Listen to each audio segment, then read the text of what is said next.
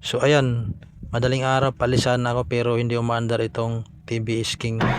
So idikit mo lang sa ground, tinitesting ko yung spark plug habang pinapa-start. Kakaunti yung lumalabas na kuryente, kaya pala ayaw umandar dahil mahina yung kuryente niya.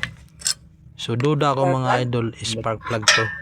So buti na lang meron ako ditong reserba na spark plug pang testing ko. So bago pa naman ito mga idol, binili ko ito mga idol kasi in case na masiraan or mayroon tayong ma-rescue sa daan, may pang testing tayo.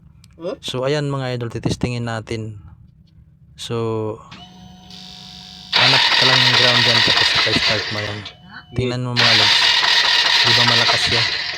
Kasi bago nga ito mga idol.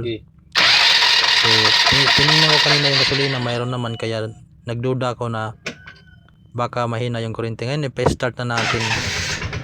So ayan, nami-start na mga lods.